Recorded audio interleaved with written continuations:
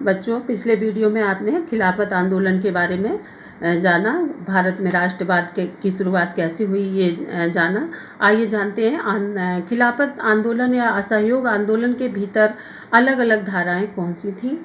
असहयोग या खिलाफत आंदोलन जनवरी 1921 में शुरू हुआ था। सबसे पहले ये आंदोलन शहरों में शुरू हुआ था, शहरों में आंदोलन। असहयोग आंदोलन की शुरुआत शहरी मध्यम वर्ग की हिस्सेदारी के साथ हुई थी।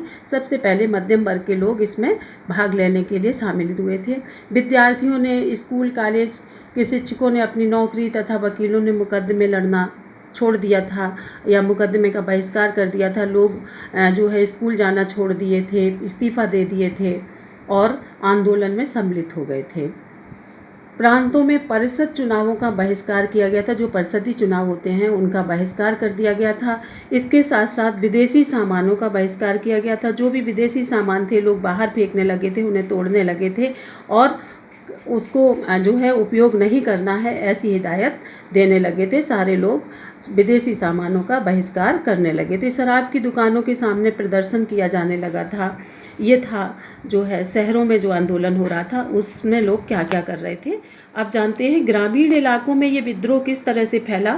किसानों और आदिवासियों में धीरे धीरे ये संघर्ष और हिंसक हो गया था, क्योंकि अवध में जो किसान आंदोलन चल रहा था किसानों का नेतृत्व बाबा रामचंद्र ने किया था। बाबा रामचंद्र जो एक गिरमिटिया मजदूर के नाम से जाने जाते थे। गिरमिटिया समझ लेते हैं, गिरमिटिया क्या होते हैं। जो विदेशों में लोग ले जाते थे काम करने के लिए जो है मजदूरों को, उन्हें गिरमिटिया नाम दिया गया था। इसीलिए बाबा रामचंद्र जो कि जो है बाहर ले जाए गए थे काम करने के लिए, इसलिए उनको गिरमिटिया नाम दिया गया था। बाद में इन्होंने नेतृत्व किया किसान आंदोलन का। जमींदारों और तालुकेदारों के खिलाफ था ये आंदोलन। अवध किसान सभा की स्थापना 1920 में जवाहरलाल नेहरू, बाबा रामचंद्र और कुछ अन्य लोगों के नेतृत्व में की गई थी। आंध्र प्रदेश में आदिवासियों का जो आंदोलन था वो किस तरह से था, आइए जानते हैं। आंध्र प्रदेश की गुडेम पहाड़ियों में अल्लूरी सीताराम राजू के नेतृत्व में, अल्लूरी सीताराम राजू एक नेता के रूप में उभर कर आए थे। उग्र गुर्रिल्ला आंदोलन फैल गया था। गुर्रिल्ला आंदोलन जिसमें लोग छापामारी करके जो है आंदोलन करते हैं, छापामारी करते हैं, दबोच लेते हैं। विद्रोहियों ने पुलिस थानों पर हमले किए। राजू को 1924 में पकड़ लिया गया और फांसी दे दी गई। बागानों में स्वराज की स्थापना किस तरह से हुई। बागान श्रमिकों के लिए स्वराज का अर्थ था बागान की चार दीवारियों से बाहर स्वतंत्र रूप से आवाजाही, यानी उनका बागानों से बाहर आना जाना स्वतंत्र रूप से हो जाए, यही उनके लिए आज़ादी थी। इन्होंने 1859 के अंतर्देशीय अप्रवासन अधिनियम का विशेष विरोध किया था, क्योंकि इस अधिनियम के तहत इनको उन बागानों से बाहर जाने की अनुमति नहीं थी, जिसमें उन्हें बिना अनुमति के बागानों से बाहर जाने से रोका जाता था। ये अधिनियम था कि इस अधिनियम के तहत आप जिस बागान में काम कर रहे हैं वहीं पर आप रह सकते हैं।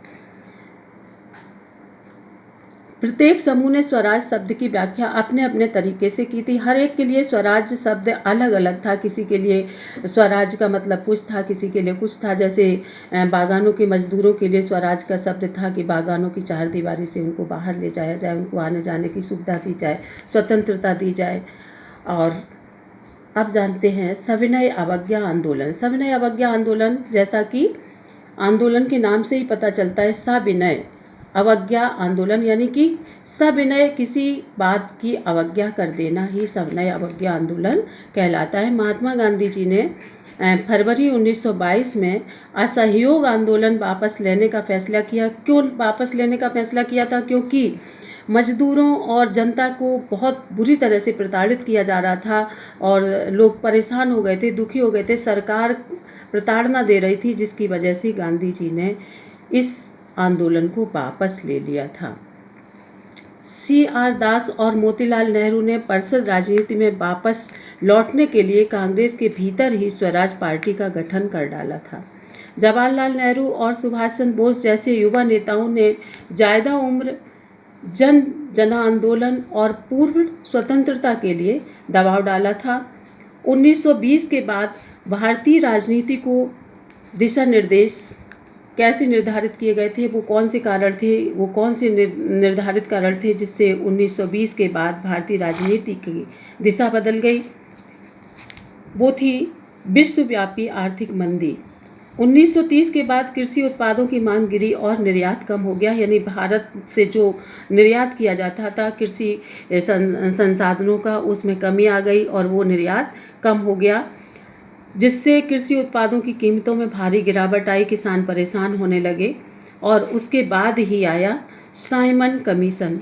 साइमन कमीशन आयोग का गठन ब्रिटेन की टोरी सरकार द्वारा राष्ट्रवादियों की मांगों पर विचार करने के लिए किया गया था और भारत की संवैधानिक व्यवस्था का अध्ययन करने और सुझाव देने के लिए किया गया था कि साइमन कमीशन के द्वारा जो है कुछ सुझाव दिए जाएंगे जिससे भारत में राजनीतिक व्यवस्था अच्छी हो जाएगी।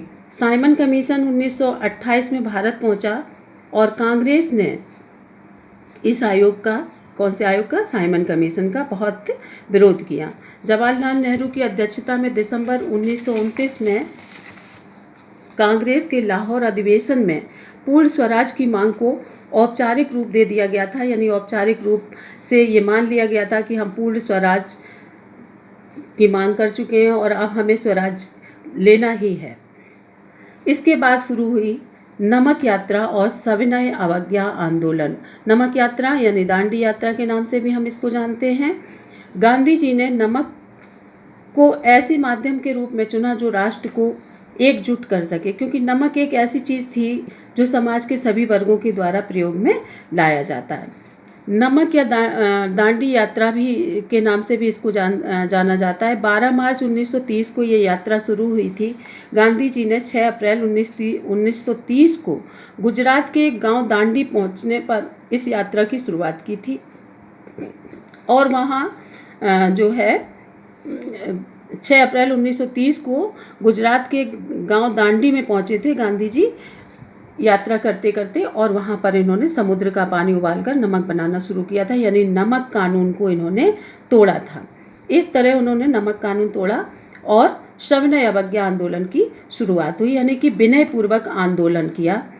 यह आंदोलन असहयोग आंदोलन से थोड़ा अलग था, क्योंकि लोगों को न केवल अंग्रेजों का सहयोग न करने के लिए बल्कि औपनिवेशिक कानूनों का उल्लंघन करने के लिए बुलाया गया था, क्योंकि गांधी जी का मानना था कि भारतीयों के सहयोग के बिना अंग्रेजी शासन नहीं चल सकता है, भारतीयों के सहयोग से ही अंग्रेजी शासन चल रहा है और अगर हम इसका असहयोग करेंगे तो ये शासन टूट जाएगा। इसी के तहत विदेशी वस्तुओं का बहिष्कार किया गया था। करों का भुगतान ना करना, ऐसा गांधी जी ने कहा कि जो भी कर हैं वो ना दिए जाएं सरकार को। और वन कानून तोड़ना, वन कानून तोड़ना मतलब कि वनों में जाने की आज्ञा नहीं थी जिनको, वो वन में जा करके चले जा रहे थे, तोड़ दिया था वन कानून। ब्रिटिश सरकार ने आंदोलन को कुचलने के लिए क्रूर दमन नीति अपनाई। क्रूर दमन नीति मतलब कठोर नियम अपनाए, कठोर नीति अपनाई, मारने पीटने इस तरह की। ब्रिटिश सरकार ने गांधी जी और नेहरू जैसे बड़े नेताओं को गिरफ्तार कर लिया और इसके बाद आया गांधी इरविन समझौता। बच्चों, अगले वीडियो में हम आपको बताएंगे गांधी इरविन समझौता के बारे में।